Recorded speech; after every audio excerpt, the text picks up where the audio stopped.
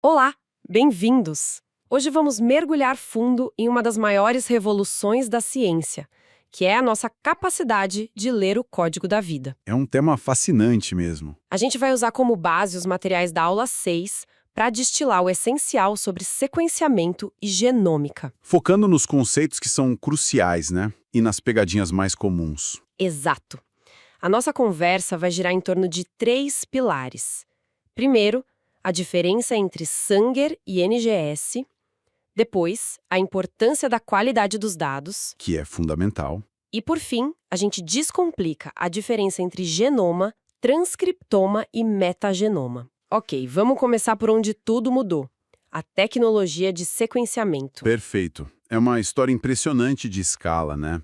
A gente saiu de algo quase artesanal para uma automação industrial em pouquíssimo tempo. E falando nisso, os nomes que sempre surgem são Sanger e NGS.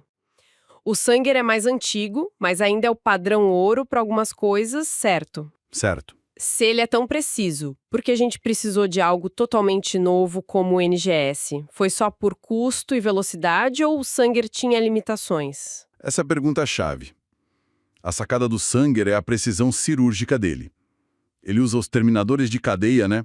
Para gerar fragmentos de todos os tamanhos possíveis a partir de um DNA só. Ah, o método de terminação de cadeia. Isso. Aí, separando por tamanho, você lê a sequência base a base. É como ler uma página de um livro com uma lupa, sabe? Garantindo cada letra. Perfeito para validar uma mutação, por exemplo. Exato. Ou sequenciar um plasmídio. Mas ele não escala. Ele não consegue ler o livro inteiro.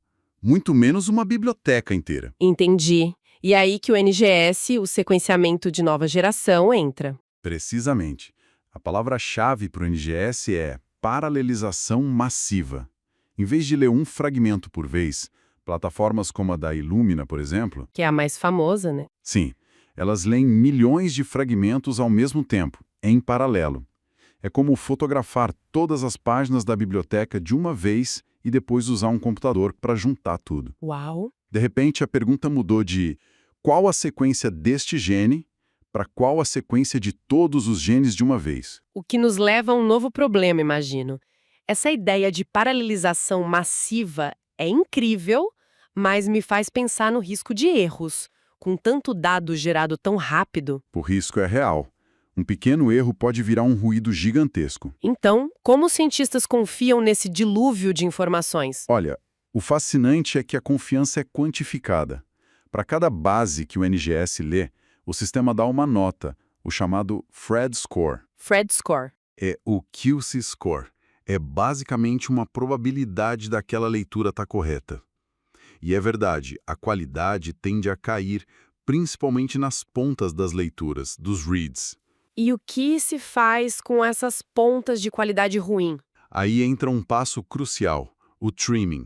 É um processo de controle de qualidade onde a gente, programaticamente, corta fora essas bases de baixa confiança para não contaminar a análise. Ah, então é uma limpeza dos dados brutos. Exatamente.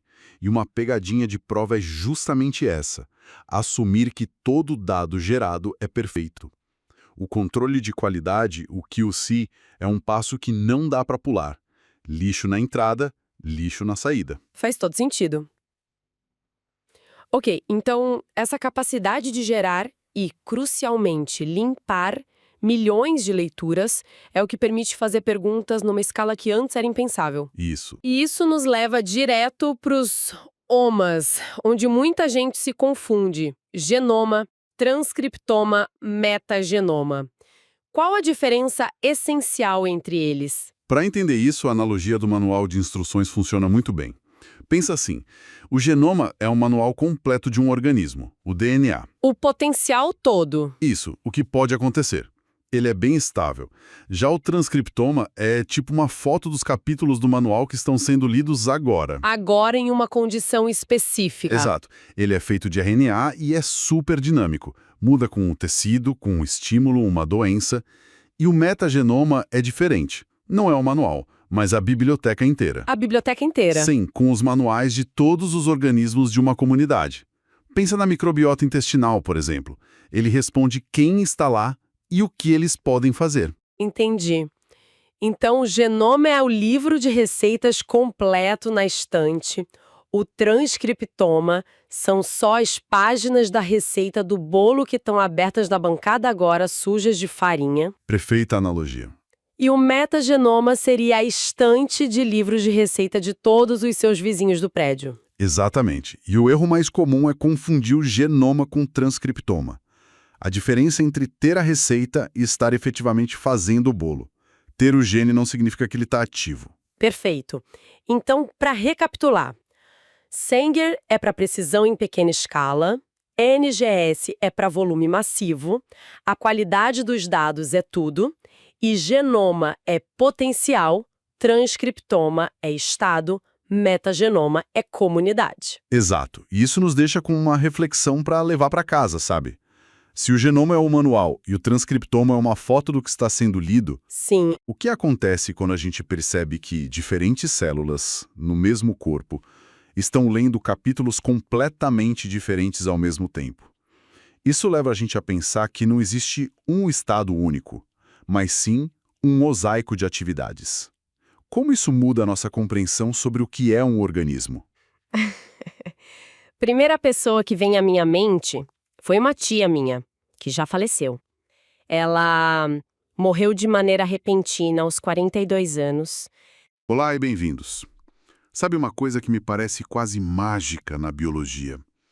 Todas as células do nosso corpo, um neurônio no cérebro, uma célula na pele, elas têm exatamente o mesmo DNA, o mesmíssimo manual de instruções. E mesmo assim são completamente diferentes, né? Exato. E o material que a gente analisou mergulha justamente nisso. Como é que a célula escolhe quais capítulos desse manual ela vai ler para se tornar o que é? Como ela decide o que ligar e desligar a cada momento? Olha, essa é a pergunta de $1 milhão da biologia. E a resposta é fascinante, porque, assim, revela que a célula é uma gerente de informações incrivelmente sofisticada. Uma gerente de informações, gostei disso. É. Não se trata do manual em si, mas de como ele é lido. E a nossa análise hoje vai percorrer essa jornada toda, desde a decisão de abrir o livro do DNA até, bom, a construção da ferramenta final, a proteína, que vai executar a tarefa. É uma linha de produção com muitos, muitos pontos de controle. Boa, porque a minha primeira intuição, a mais simples, é pensar num gene como um interruptor. Ou tá ligado ou tá desligado. Mas os materiais sugerem que essa analogia é quase ingênua, né? É muito ingênua. Ela deixa de fora toda a beleza do processo. Em vez de um interruptor, pensa, sei lá, num painel de controle de um avião, com centenas de botões, alavancas. Ok, bem mais complexo. Muito mais. A expressão de um gene não é binária, é um gradiente.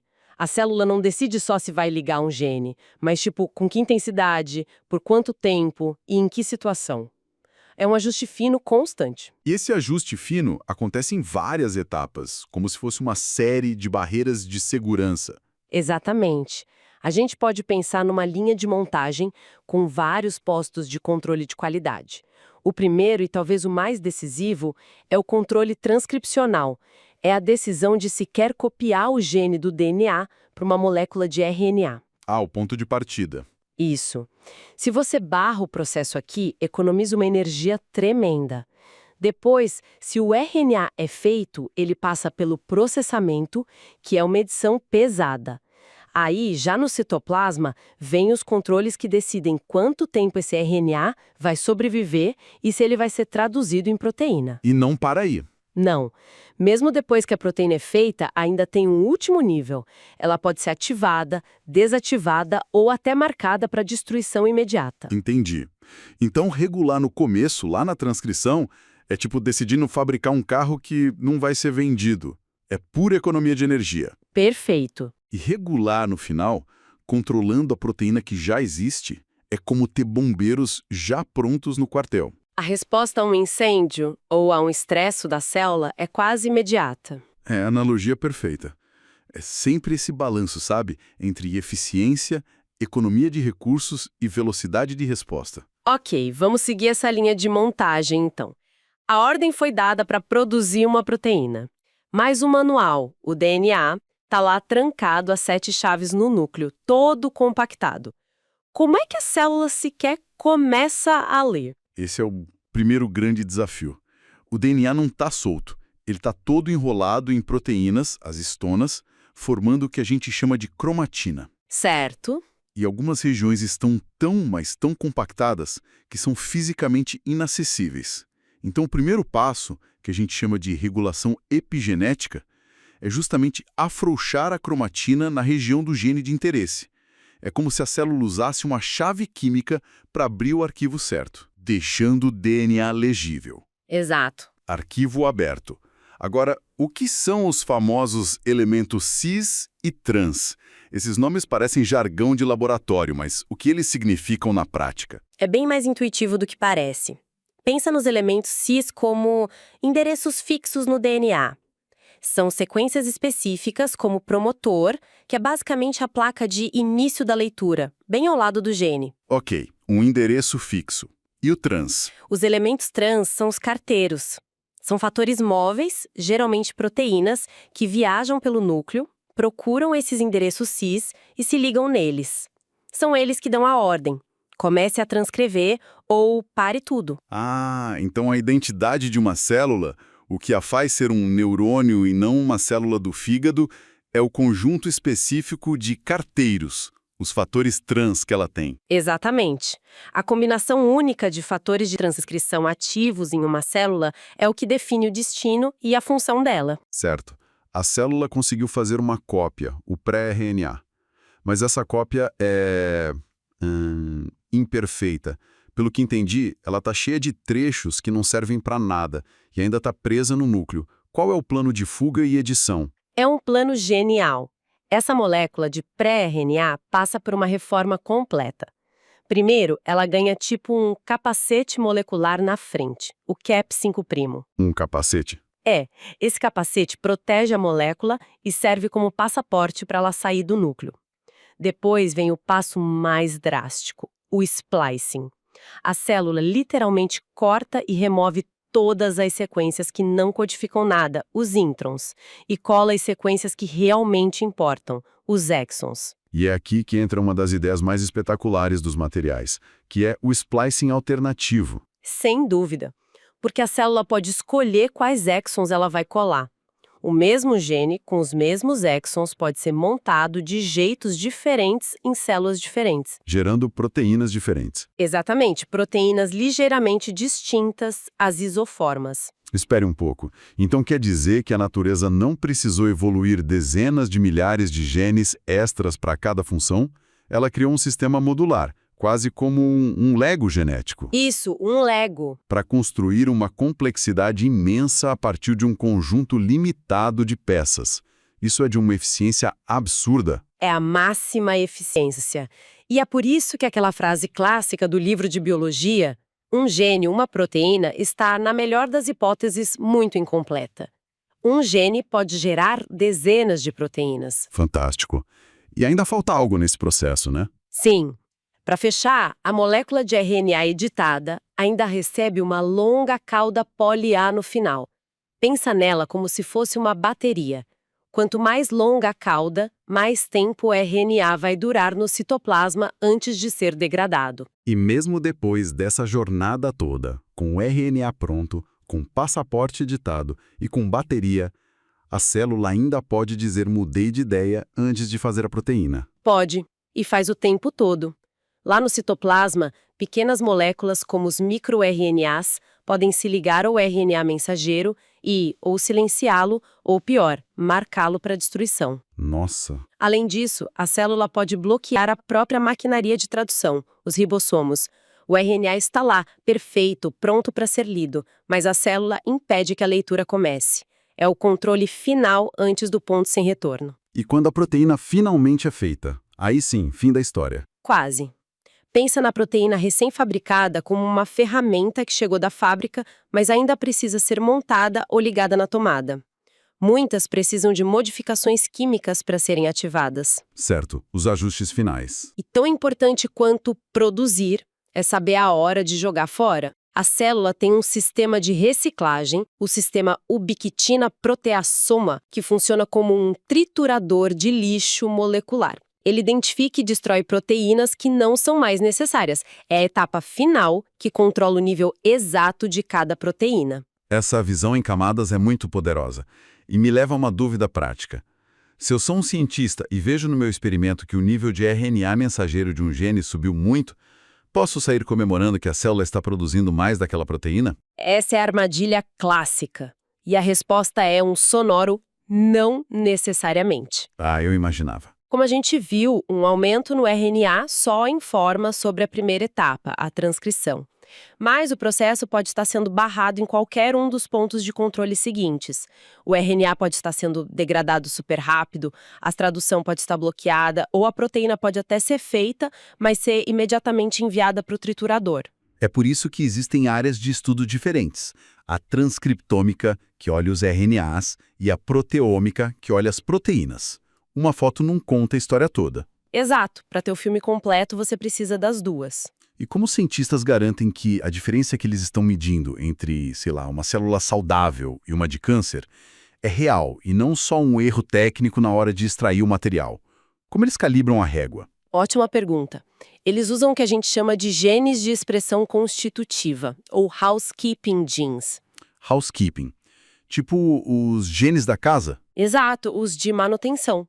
São genes que codificam proteínas essenciais para a sobrevivência básica da célula. A célula precisa deles o tempo todo, então a expressão deles é super estável, não muda. Eles funcionam como um ponto de referência interno, um metro padrão para normalizar os dados. Faz todo o sentido. Isso me faz pensar em outra pegadinha. Se eu quisesse que uma bactéria produzisse insulina humana, por que não posso simplesmente pegar o gene humano e colocar nela? Outra pegadinha excelente e muito comum em provas. A resposta está no splicing. Nos introns? Isso. Genes humanos são cheios de introns, aquele lixo que precisa ser removido. Bactérias são mais simples. Seus genes não têm introns e, portanto, elas não têm a maquinária para fazer splicing. Se você der o gene humano completo para uma bactéria, ela vai ler tudo direto, introns e exons, e produzir uma proteína bizarra, sem função nenhuma. E qual a solução, então? Que a célula humana já processou, já sem os introns, e transformam essa cópia de RNA de volta em DNA. Esse é o cDNA, a versão editada do gene, pronta para ser lida pela bactéria. Brilhante. E uma última coisa que me deixou curioso. O promotor é o ponto de partida. Mas e os enhancers? Como algo que pode estar super longe no cromossomo consegue, turbinar a transcrição de um gene? A mágica acontece em 3 dimensões.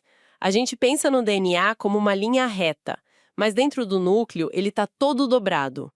O enhancer, mesmo estando a milhares de bases de distância na sequência linear, pode, através de uma dobra no cromossomo, ficar fisicamente ao lado do promotor. Ah, então ele encosta. Ele encosta, forma uma alça e dá um empurrão extra no complexo de transcrição, o que aumenta drasticamente a velocidade do processo.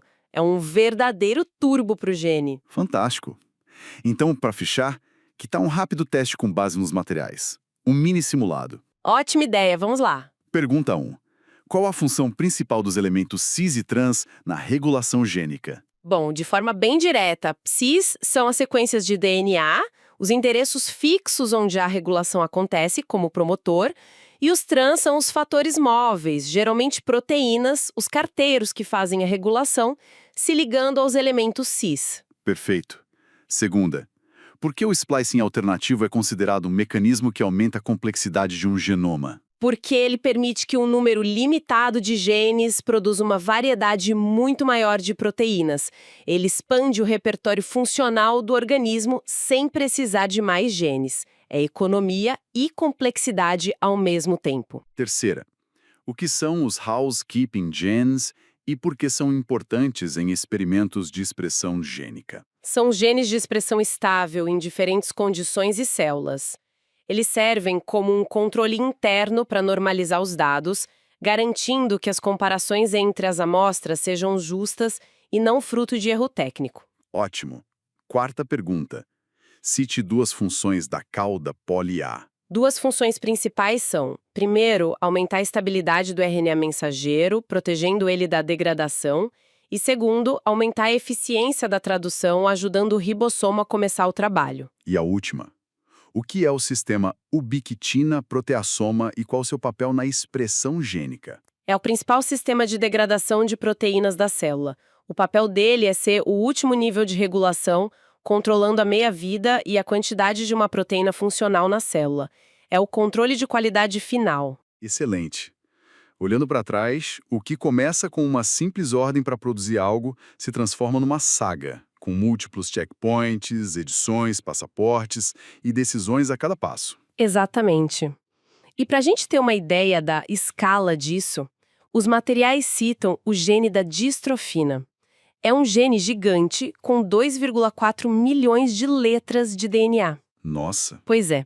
E depois de todo o processo de splicing, de remover 79 introns, o RNA mensageiro final, que vai gerar a proteína, tem só 0,5% do tamanho original.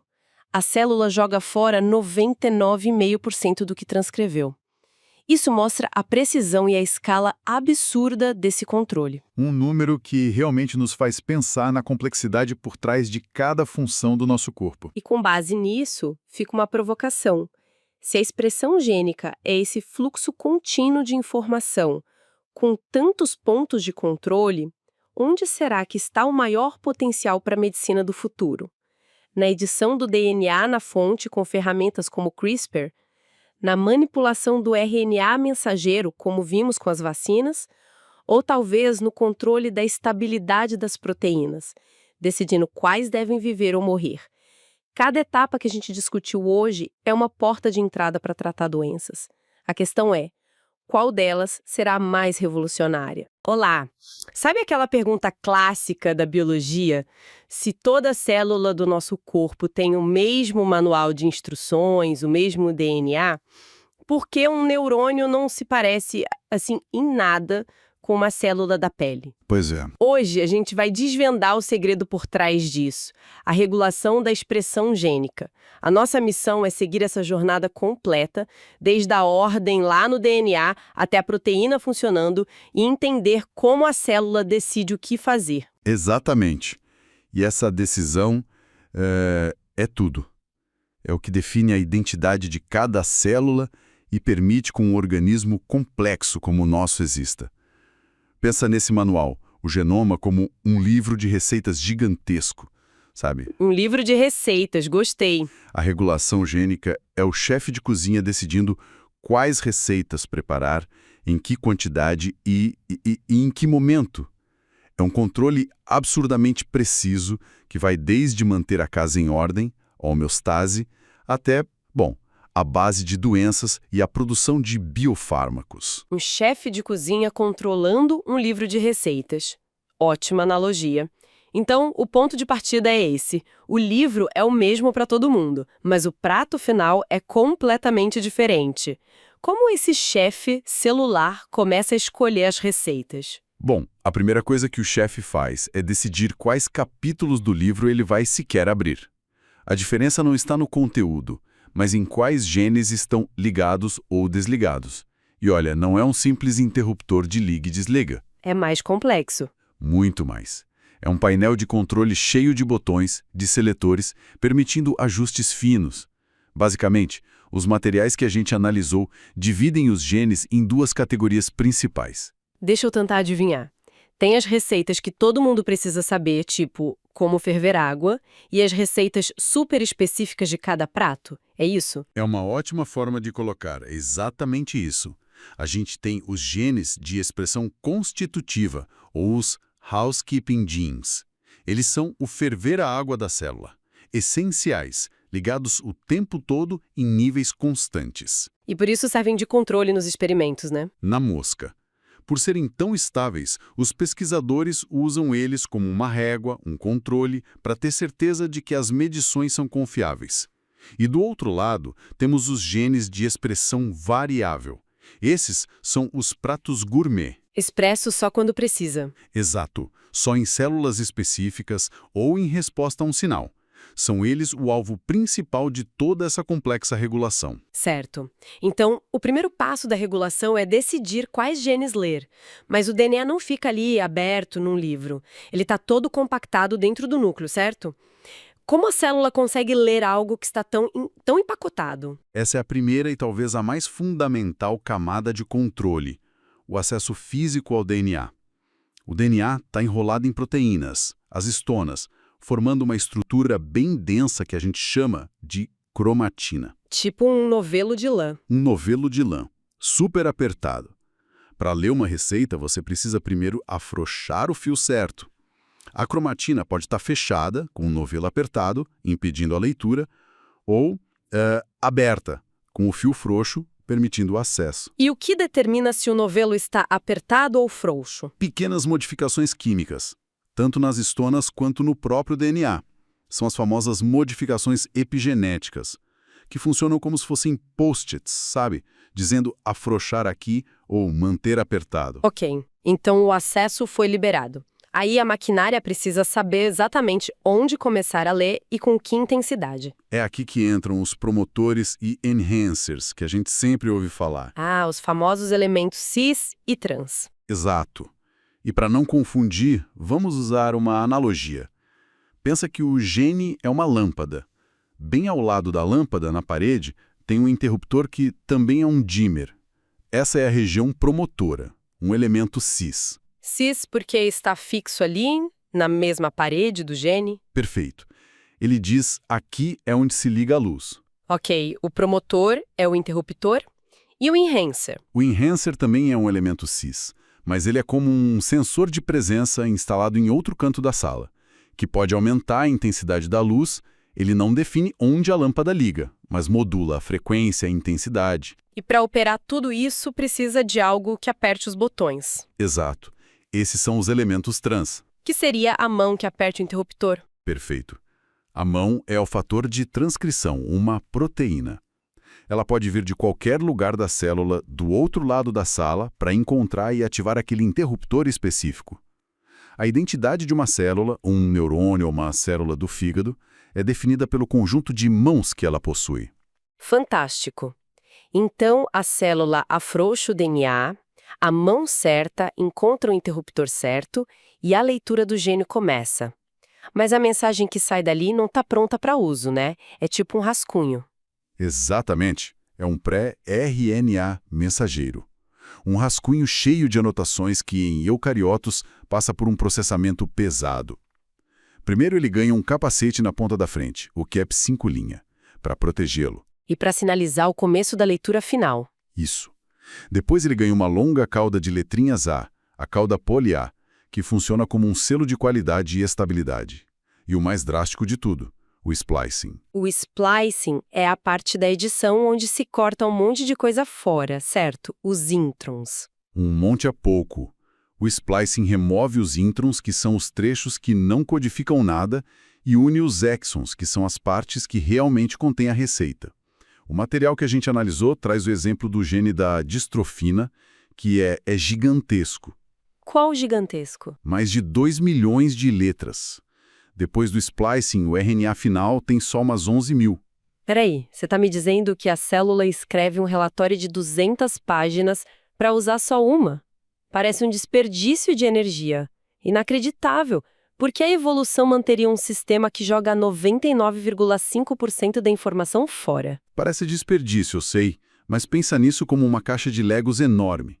Esses introns descartados são espaço entre as peças.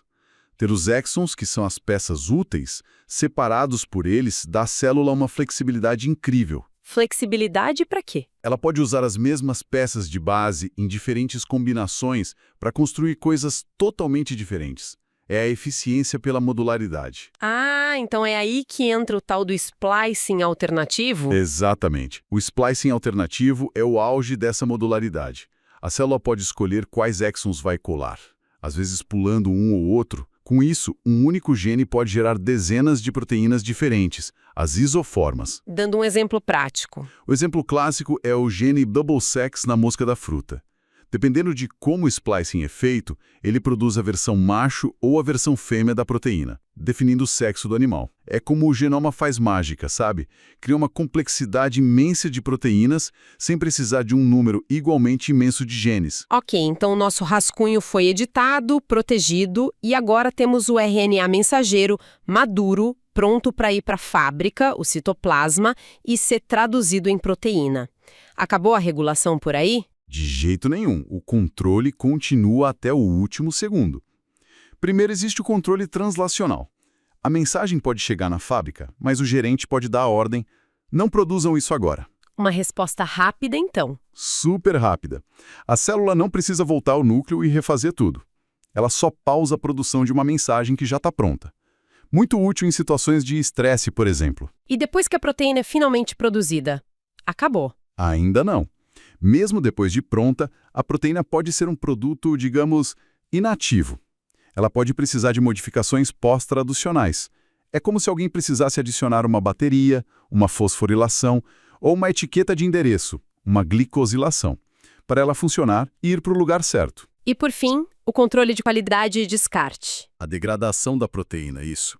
A célula controla o tempo de vida de cada uma. Quando uma proteína está velha, danificada ou simplesmente não é mais necessária, ela recebe uma etiqueta de descarte, uma molécula chamada ubiquitina. E essa etiqueta envia para onde? Para o proteassoma, que é basicamente um triturador de papel molecular. Isso garante que a célula mantenha só as proteínas funcionais e na quantidade certa. Isso me leva a uma questão bem prática de laboratório. Digamos que um pesquisador faz um experimento e os resultados mostram que o nível de RNA mensageiro de um gene aumentou 10 vezes. Ele pode comemorar e dizer que agora tem 10 vezes mais proteína funcionando na célula? Seria bom se fosse simples assim, né? Mas a resposta é não necessariamente. E o que é fascinante aqui é justamente a desconexão que pode existir. A correlação entre a quantidade de RNA e a de proteína costuma ser bem baixa. E por que essa correlação é baixa? Por causa de todas essas camadas de regulação que a gente acabou de ver. O RNA pode ter aumentado, mas sei lá, talvez ele seja super instável e se degrade logo. Ou a tradução dele é ineficiente. Ou a proteína é produzida sim, mas o controle de qualidade a manda para o triturador imediatamente. Entendi. Então medir o RNA é como checar as ordens de produção da fábrica, mas não garante nada sobre o estoque no depósito. Para saber o estoque, você precisa de outra ferramenta. Analogia perfeita. Para checar as ordens de produção, o RNA, se usa uma técnica como QRT-PCR. Mas para ir até o depósito e contar as caixas do produto final, a proteína, você precisa de outra, como o Western blot, que usa anticorpos específicos. Um bom estudo sempre olha para os dois. Ótimo. Agora vamos para uma parte que eu adoro, a das pegadinhas. Aquelas frases que parecem certas, mas tem um detalhe técnico que muda tudo. Vamos ver se eu cairia nelas. Qual a primeira? Bora lá. Primeira, para expressar a insulina humana em bactérias, é só clonar o gene da insulina direto do genoma humano e colocar num plasmídio. Ah, esse eu acho que sei. O gene humano tem introns, né? E a bactéria não sabe o que fazer com eles, não faz splicing. Ela leria os introns como parte da receita e produziria uma proteína toda errada. É isso? Exato, na mosca. O correto é usar o cDNA, que é a cópia do RNA mensageiro, já processado sem os introns, pegadinha clássica de prova. Ok, estou aquecida. Manda a segunda. A função de um promotor e de um enhancer é a mesma, aumentar a transcrição. Essa é mais sutil. Usando nossa analogia da lâmpada, o promotor é o interruptor principal. Ele define o ponto de início. O enhancer é o sensor de presença, que modula a intensidade, mas ele não liga a lâmpada sozinho. Ele só a deixa mais forte ou mais fraca. Perfeito. A diferença é o papel fundamental versus o papel modulatório. Próxima. Clonei meu gene com uma tag de purificação, como a histag. A produção da proteína de fusão está garantida. Aqui o problema deve ser na costura entre o meu gene e a tag, né? Se a leitura do código, que é feita de 3 em 3 letras, sair do ritmo, mesmo que por uma letra, a partir dali a receita vira um monte de palavras sem sentido. Precisamente. O termo técnico é que a clonagem precisa estar in frame, na mesma fase de leitura. Um errinho de uma base e você produz lixo. Por isso, sequenciar o clone para verificar essa costura é obrigatório. Faz todo sentido. Qual a última pegadinha? A preferência de códons não importa muito para expressar uma proteína humana em E. coli. Essa parece muito técnica. Imagino que seja algo como tentar ler um texto em português para alguém que só conhece o sotaque de Portugal e a pessoa engasga em algumas gírias brasileiras. É exatamente isso. O código genético é universal, mas cada organismo tem seus sotaques, seus códons preferidos para cada aminoácido. Se seu gene humano usa muitos códons que são raros para E. coli, a maquinaria de tradução dela vai ficar lenta, engasgando à espera do tradutor certo. O que diminui a produção, imagino. Diminui a produção e pode até fazer a proteína se novelar de forma errada, formando agregados. Excelente. Sinto que agora as peças estão se encaixando. Para fechar com chave de ouro, que tal uma rodada relâmpago? Vou te fazer umas perguntas rápidas para a gente consolidar tudo. Preparado? Manda. Primeira, diferença fundamental entre um elemento regulador cis e um trans. Cis é o hardware, a parte física no DNA, como o promotor. Fica no mesmo lugar. Trans é o software. É difusível, geralmente uma proteína, que pode agir em qualquer gene que tenha o sítio de ligação certo. Boa. Segunda, cauda poli-A. Além de estabilizar o RNA-M, qual outra função crucial dela? É essencial para o início da tradução. É um sinal de que a mensagem está completa e intacta, pronta para ser lida com eficiência. Terceira, ao produzir uma proteína que pode ser tóxica para a bactéria hospedeira, por que se usa um promotor induzível como o LAC? Para manter o gene desligado enquanto as células crescem. A expressão só é ativada no momento desejado com um indutor como o IPTG, maximizando a produção sem matar o hospedeiro antes da hora. Quarta, purifiquei uma proteína de fusão por cromatografia de afinidade e depois clivei a tag. Para que serve uma segunda cromatografia, a de geofiltração? Serve como uma etapa de polimento. Ela separa a sua proteína de interesse, agora livre, da tag que foi clivada. E também remove agregados proteicos, tudo baseado no tamanho das moléculas. E a última, o que é splicing alternativo e qual sua principal consequência biológica?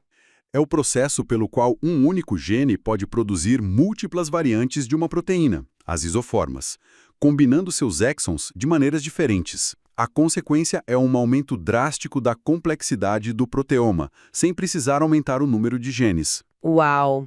Então, no fim das contas, a expressão de um gene não é um simples evento de ligar e desligar, é uma sinfonia.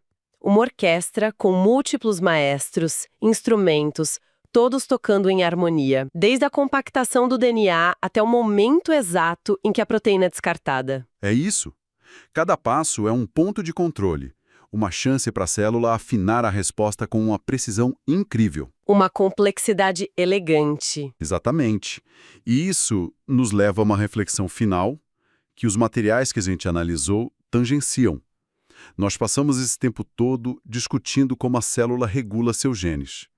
Agora, com ferramentas como o CRISPR-Cas9, nós estamos aprendendo não só a ler, mas a reescrever esse código. O que nos coloca numa posição diferente. Totalmente. Isso levanta uma questão. À medida que a gente ganha o poder de ser os chefes e os maestros do genoma, qual é o próximo nível de regulação que devemos considerar não apenas o biológico, mas principalmente o ético? Como é que pode uma célula da nossa pele e um neurônio serem tão diferentes se as duas têm exatamente o mesmo manual de instruções, o mesmo DNA? Pois é, parece um paradoxo, né? Mas a resposta é uma das coisas mais bonitas da biologia. A diferença não está no que está escrito, mas em quais capítulos são lidos e quando e com que volume.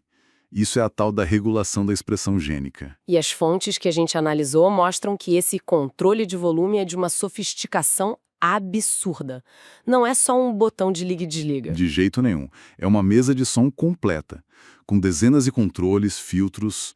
E a nossa missão hoje é justamente essa: mergulhar nesse processo do começo ao fim, do promotor à degradação, como as fontes dizem. Adorei a analogia. E não é só teoria. A gente vai ver como a ciência aprendeu a ser o DJ dessa festa, né? Tipo, pedir para uma célula produzir um biofármaco como o fator 8 para a hemofilia, que a Hemobras produz. Exatamente. É ver como a gente aprendeu a ler o manual para depois, escrever os nossos próprios capítulos. Então, bora desmontar essa máquina. Ok, vamos lá. A primeira coisa que salta aos olhos nas fontes é que antes de sequer pensar em ler um gene, tem uma barreira física. O DNA não tá lá solto numa estante aberta, ele tá super compactado. E que compactação! Imagina pegar 2 metros de fio e colocar dentro de uma bolinha de gude. É mais ou menos isso. Essa estrutura toda se chama cromatina. Cromatina. O DNA se enrola em umas proteínas, tipo um carretel de linha, sabe? E algumas partes desse novelo ficam super apertadas e outras mais frouxas. E a célula só consegue ler as partes que estão frouxas. As apertadas são inacessíveis. Então esse já é o primeiro nível de controle. É o mais básico. O livro está aberto na página certa ou está trancado. Mas mesmo na região aberta, a célula ainda precisa de instruções. Tipo, comece a ler aqui e leia nesse volume. E aí entram 2 conceitos-chave, os elementos cis e os trans. Ok, vamos com calma aqui. Elementos cis. Pelo que eu entendi, são como se fossem anotações na margem do próprio livro. Sequências que estão ali fixas no DNA. Isso. Pensa em um promotor como uma placa de neon piscando. Comece aqui. É o ponto de partida. E aí tem os dimers, que são os enhancers e silenciadores. Eles podem estar bem longe do gene, mas eles mandam um comando de aumenta o volume ou abaixa o volume. Eles são o onde, porque são parte do DNA. Entendi. São as instruções fixas. Mas alguém precisa ler e seguir essas instruções, né? Não adianta a placa se não tem o leitor. Esses seriam os elementos trans. Exatamente. Os trans são os leitores. São proteínas, os fatores de transcrição, que são produzidas em outro lugar. Elas viajam, encontram essas placas de neon, se ligam ali e ligam a máquina. Ah, então cis é o endereço e trans é o carteiro que entrega a ordem. Perfeito. A interação dos dois dita a música que vai tocar. Certo. A ordem foi dada, a máquina começou a ler o DNA e produziu uma molécula de RNA mensageiro. Mas é aqui que a coisa fica maluca. Essa mensagem que sai é só um rascunho. É um rascunho todo rabiscado, cheio de trechos que não servem para nada no produto final. Esse RNA precisa passar por uma edição pesada, um controle de qualidade dentro do núcleo. E como funciona essa edição? Primeiro ele ganha tipo um capacete na ponta, o CAP, 5 linha, protege e serve como um crachá de identificação. Depois vem o passo mais radical, o splicing. Splicing, Os genes têm os trechos que codificam, os exons, e os trechos que não codificam, os introns, no meio deles. O splicing é o processo de cortar fora todos os introns e colar os exons na ordem certa. E as fontes trazem um exemplo disso que é de explodir a cabeça. O gene da distrofina. Nossa, é o melhor exemplo. O gene original tem 2,4 milhões de letras de nucleotídeos. É um monstro. Depois que o splicing remove os 79 introns, o RNA final, o que vai ser lido, tem só umas 11 mil letras. Peraí, deixa eu ver se entendi. Você tá dizendo que mais de 99% do gene original é lixo que vai fora? É tipo comprar um livro de 200 páginas para ler um parágrafo? Exatamente. E esse lixo por muito tempo foi chamado de DNA lixo, né? Mas hoje a gente sabe que ele permite um dos truques mais incríveis da biologia, o splicing alternativo. Ah, então a célula pode escolher como ela vai colar os pedaços? Isso. De um único gene, ela pode criar proteínas diferentes. É uma otimização absurda. O exemplo clássico é a alfa-tropomiosina. No músculo liso, a célula combina os exons de um jeito, no músculo esquelético, ela combina de outro jeito. O resultado são 2 proteínas parecidas, mas cada uma otimizada para sua função. Uau! É a máxima eficiência. E tudo a partir de um único gene. Isso ajuda a explicar como a gente é tão complexo com só 20 mil genes. Incrível! E depois desse corte e costura, o que mais acontece? Para fechar, a mensagem ganha uma longa cauda poliar no final. centenas de As em sequência. Funciona como uma capa protetora, aumenta a vida útil da mensagem. E só aí, com o capacete, sem os introns e com a cauda, o núcleo dá o carimbo de aprovado e deixa o RNA sair para o citoplasma. Ok, a mensagem passou pela alfândega do núcleo e chegou no chão de fábrica. A produção da proteína começa. Mas imagino que o controle não para por aí. De jeito nenhum, a célula é mestre em controle de última hora. Mesmo com o RNA ali prontinho, a célula pode impedir a tradução. É o controle translacional. Para que isso serve? É para respostas rápidas. Imagina um estresse, tipo um calor súbito. Não dá tempo de ir lá no DNA desligar tudo. É mais rápido dar um pause na linha de montagem de algumas proteínas, sabe? Faz todo sentido. E depois que a proteína é fabricada, ela já está pronta para trabalhar? Muitas vezes não. Ela sai inativa, precisa de modificações pós-traducionais. É tipo um carro que saiu da montagem, mas precisa virar a chave na ignição. Pequenas modificações químicas, como uma fosforilação, funcionam como essa chave. Ativam a proteína. Certo. A proteína foi feita, foi ativada. E quando ela não é mais necessária? A célula tem um plano para isso também. Tem. E é um sistema elegantíssimo. A degradação seletiva. A célula tem um serviço de reciclagem, o sistema ubiquitina-proteasoma. Ubiquitina? Quando uma proteína fica velha ou não é mais útil, ela ganha uma etiqueta, uma pequena molécula chamada ubiquitina. Essa etiqueta é um sinal para o descarte. E essa etiqueta manda a proteína para onde? Para o proteasoma, que é basicamente um triturador de papel molecular. Ele reconhece a etiqueta, puxa a proteína, desmonta em aminoácidos e libera os bloquinhos para serem reutilizados. É o controle final do estoque. É um sistema de controle em tantos níveis. Mas ok, vamos para a parte prática. Vimos como a célula faz. Como a ciência pega esse conhecimento todo e transforma em ferramenta. Aí entra a produção de proteínas recombinantes. Exatamente. A ideia é pegar uma célula simples, tipo a bactéria E. coli, e transformar na nossa fábrica particular. A gente pega a receita da proteína que a gente quer, por exemplo, insulina humana, e coloca num vetor de expressão. Que é um DNA circular, um plasmídio, que a gente desenha no computador, certo? Isso. A gente coloca um promotor super forte para garantir uma produção em massa e outras coisinhas mais. Ok, receita na bactéria, ela começa a produzir a nossa proteína. Mas aí vem o desafio que me parece gigantesco. A bactéria está fazendo a nossa insulina, mas também está fazendo milhares de outras proteínas para ela viver. Como é que a gente pesca só a nossa no meio dessa sopa? Parece procurar uma agulha no palheiro. A gente trapaceia. E essa é a parte genial. A gente coloca um ímã na nossa agulha antes de jogar ela no palheiro. Em termos moleculares, a gente adiciona ao nosso gene a sequência de uma tag, uma etiqueta. A mais famosa é a histag, uma cauda de 6 histidinas. Ah, então a gente produz a proteína já com essa alça magnética e o crucial é clonar em frame para que o código da tag se emende perfeitamente com o da proteína, né? Precisamente.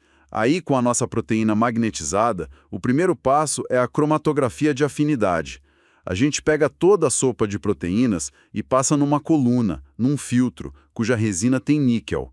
O níquel age como um ímã para a histag. Deixa eu ver se peguei. A nossa proteína, com a alça, gruda no ímã da coluna. Todas as outras milhares de proteínas da bactéria passam direto e vão embora. É exatamente isso. No fim, a gente tem só nossa proteína de interesse, presa ali. O palheiro foi embora e a agulha ficou.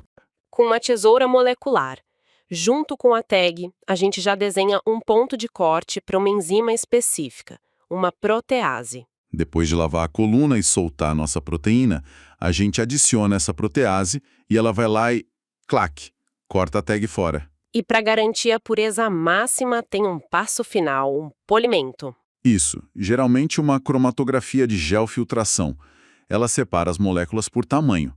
A nossa proteína purificada tem um tamanho, a tag cortada tem outro, menor. Elas saem em momentos diferentes da coluna. No final, o produto é puríssimo. Isso tudo soa tão elegante. Mas eu imagino que, na prática, o pessoal de laboratório deve arrancar os cabelos às vezes, porque a coisa simplesmente não funciona. O que costuma dar errado? Ah, várias coisas. Um problema clássico é a preferência de códons. O código genético é universal, mas cada organismo tem seu dialeto, sabe?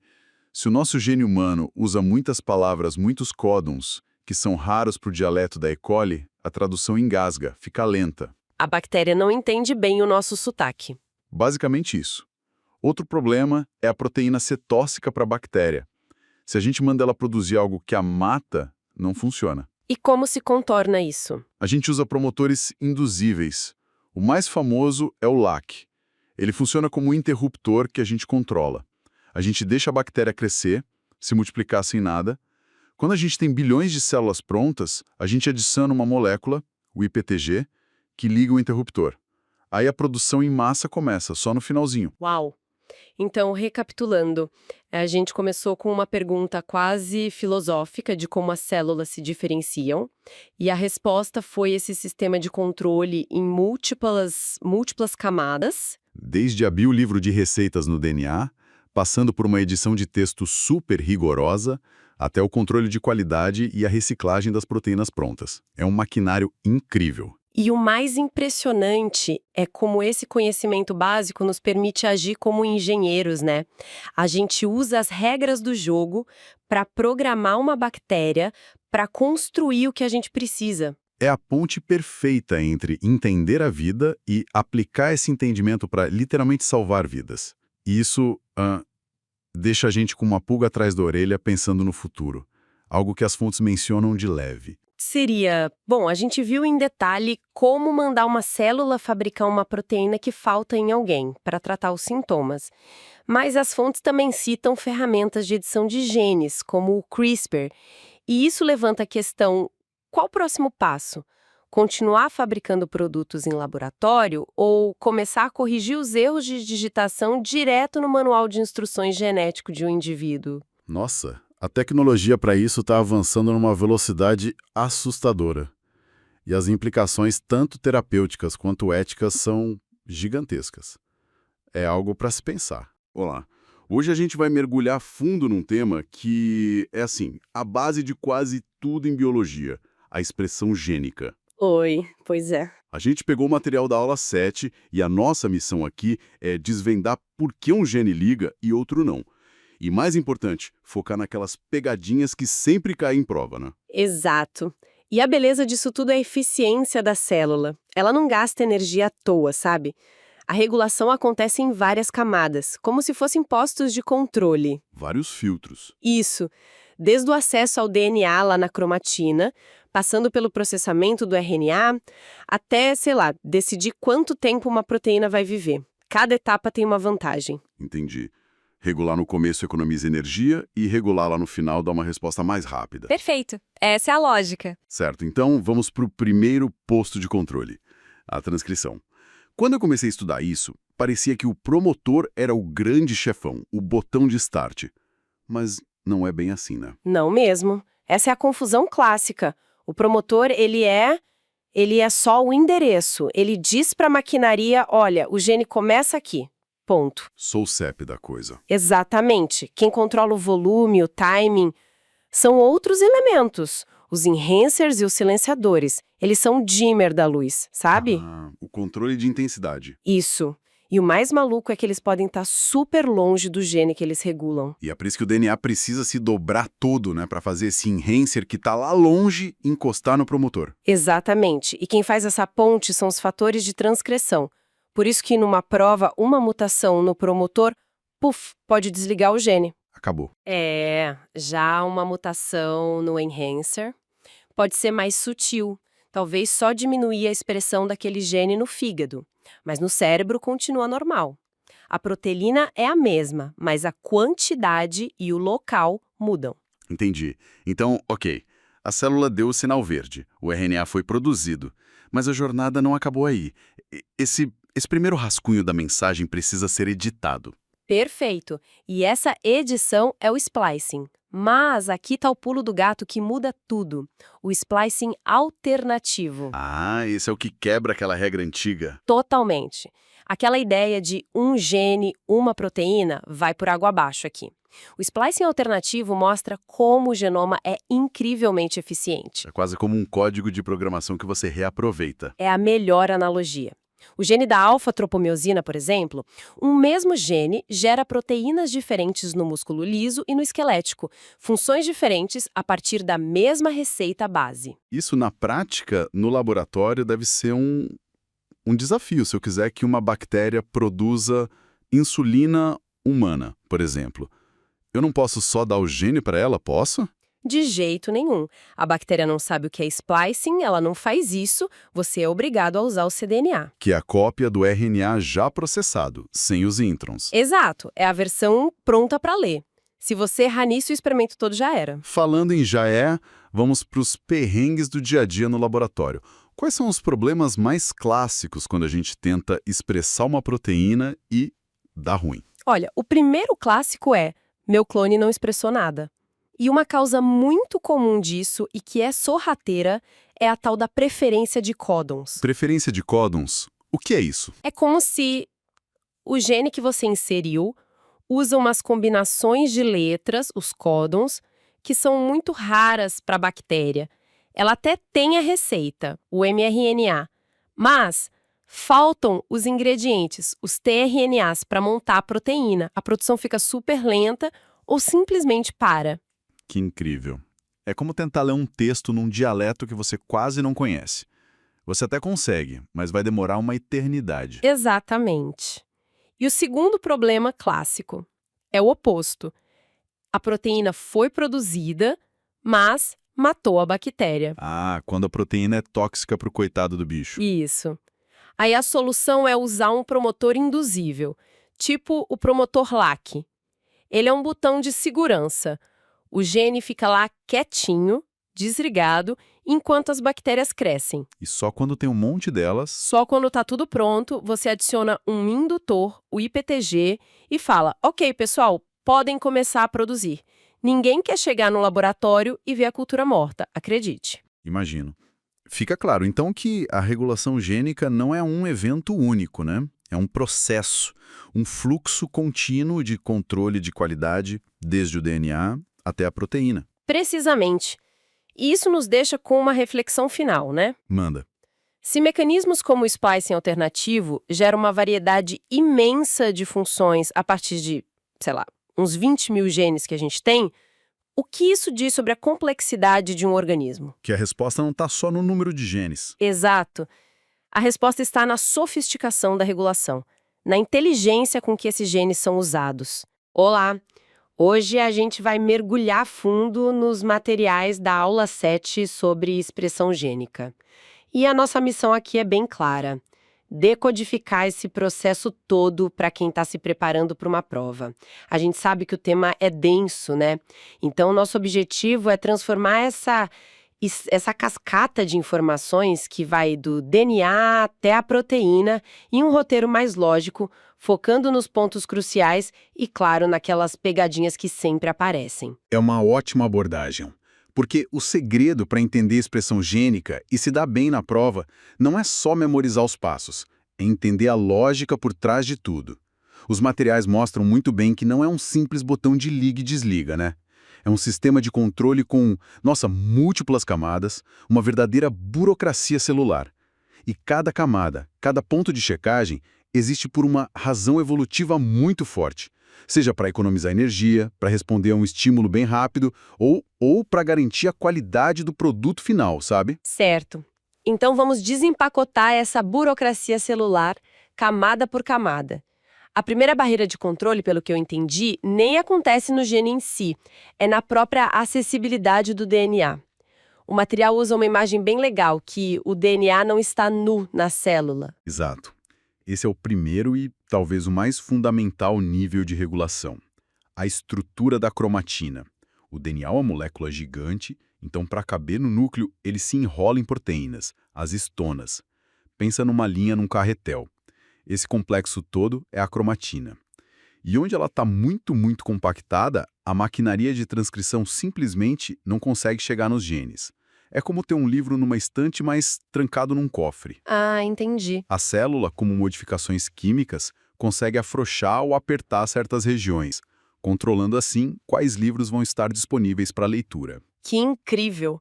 Então a célula não está só organizando a biblioteca, ela está decidindo ativamente que seções vão estar abertas ao público a cada momento. E uma vez que o livro está fora do cofre, acessível, aí sim entra em cena a região promotora. E é aqui que os materiais apontam para um erro muito comum em prova, né? Sim, uma pegadinha clássica que confunde muita gente é a diferença entre promotores, enhancers e silenciadores. O promotor é a sequência de DNA bem na frente do gene. Ele é tipo uma placa de início. Ele diz para a enzima, a RNA polimerase: é aqui que você começa a transcrever. Ponto. Define o ponto de partida. Exato. Já os enhancers, os intensificadores e os silenciadores são outras sequências de DNA que podem estar, muito longe do gene. Eles não definem o começo, mas o volume. Funcionam como um dimmer de luz. O enhancer aumenta a taxa de transcrição e o silenciador diminui. Mas espera aí, isso parece um desafio de engenharia. Se o enhancer pode estar a milhares de bases de distância, como é que ele influencia o promotor? O DNA tem que se dobrar, se curvar no espaço para eles se tocarem. E o que impede ele de ligar o gene errado que está ali do lado? Essa é a pergunta-chave. E a resposta é sim, o DNA se dobra. A molécula de DNA que a gente imagina retinha é super flexível. Proteínas, os fatores de transcrição, se ligam tanto no enhancer quanto no promotor e formam uma ponte, uma alça. É essa estrutura aqui, que turbina a transcrição, e para não ativar o gene errado, existem sequências isolantes no meio que funcionam como barreiras, sabe? Delimitando o campo de ação de cada um. Entendi. Então temos os elementos cis, que são as sequências fixas no DNA, tipo o endereço, Perfeito? e os elementos trans, que seriam as proteínas, os fatores de transcrição, as cartas que chegam nesse endereço. A analogia é até perfeita. Os elementos cis são o onde, o hardware. Os elementos trans são o quem e o quando, o software. São as proteínas que viajam pela célula e reconhecem essas sequências. O que define se uma célula é um neurônio ou uma célula do fígado é justamente a combinação específica desses fatores de transcrição que ela expressa. Faz todo sentido. Então, quando essa combinação dá o sinal verde, a maquinária começa a ler o gene. Mas o que sai dessa primeira leitura, o tal do transcrito primário, é só um rascunho. Nos eucariotos ele não está pronto ainda, né? Precisa de uma edição pesada. Exatamente. Uma edição intensa e crucial. Esse RNA primário passa por 3 modificações principais para virar um RNA mensageiro maduro. Primeiro, ele ganha um cap 5', uma estrutura química na ponta inicial. Pensa num capacete, que protege o RNA e também serve como um crachá para o ribossomo reconhecer ele depois. E na outra ponta tem a cauda poli-A. Parece um pouco redundante, né? Uma proteção em cada ponta. A célula é tão paranoica assim com a degradação ou tem algo mais? Ótima observação. Elas têm papéis diferentes, mas complementares. Enquanto o Cap5' é chave para iniciar a tradução, a cauda poli-A na outra ponta funciona mais como um cronômetro.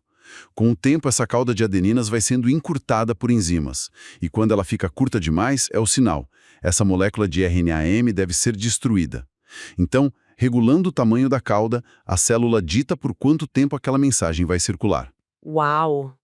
E entre o capacete e o cronômetro vem o processo mais radical, o splicing, que tira os introns. E aqui está outra grande ideia, o splicing alternativo. Sim, e se tem um conceito que revolucionou nossa visão do genoma, é esse. O splice normal tira as partes que não codificam, os introns, e une as que codificam, os exons. Mas o splicing alternativo permite que a célula escolha quais exons vai incluir na mensagem final.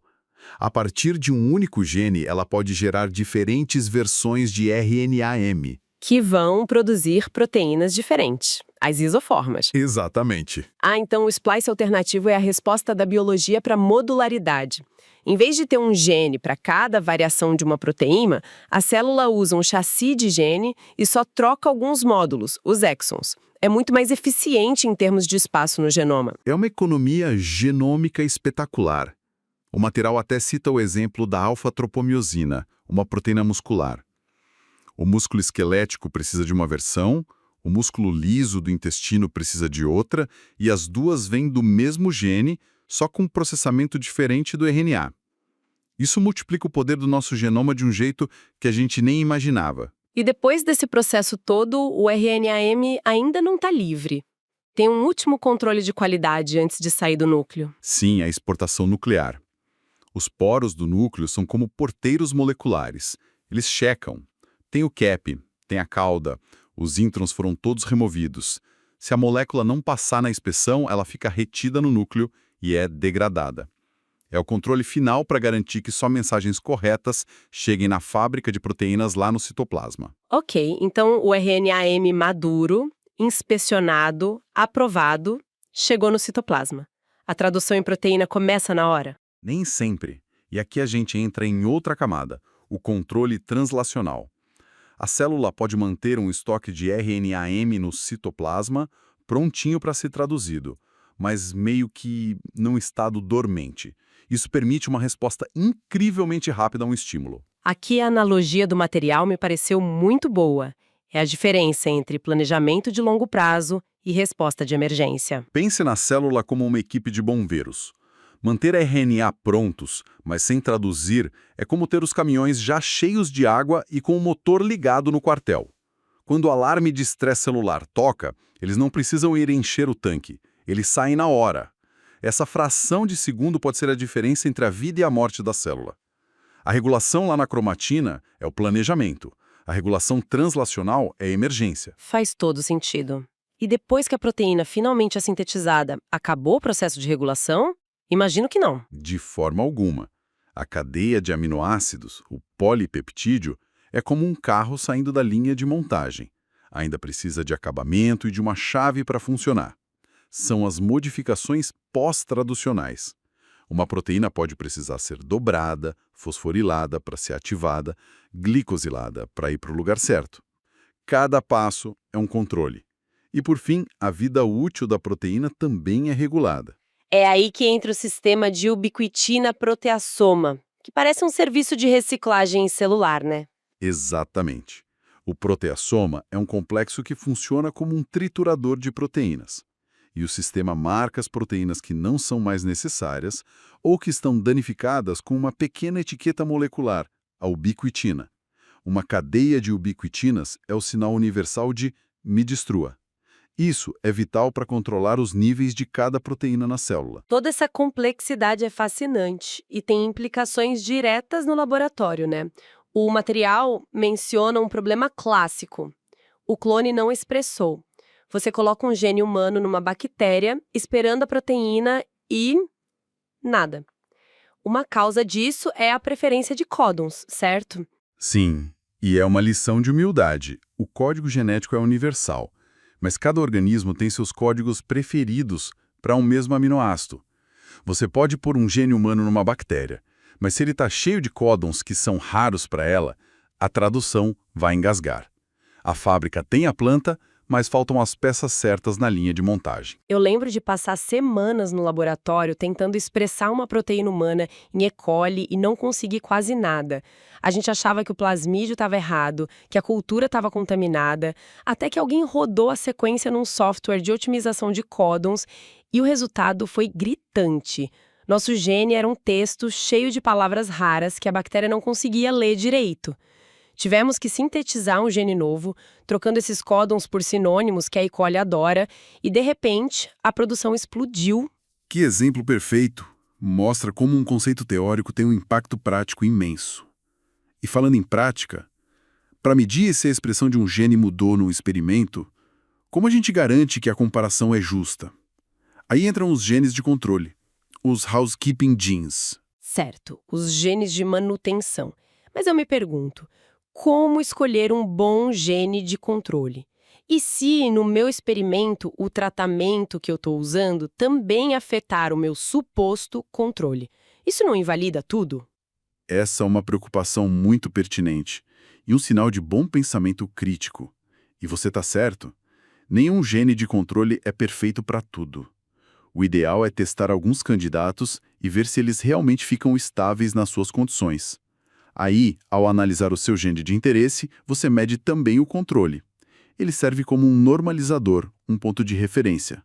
Sem isso, você pode achar que seu gene dobrou de expressão, quando, na verdade, você só colocou o dobro de amostra no tubo por acidente. Então, recapitulando os pontos-chave para a prova, a regulação é uma cascata, começa no acesso físico ao DNA, depois a taxa de transcrição é ajustada por promotores, enhancers, o RNA passa por um controle de qualidade rigoroso, onde o splicing alternativo gera diversidade, no citoplasma a tradução pode ser adiada e, finalmente, a própria proteína é ativada e sua vida útil é controlada. Exato.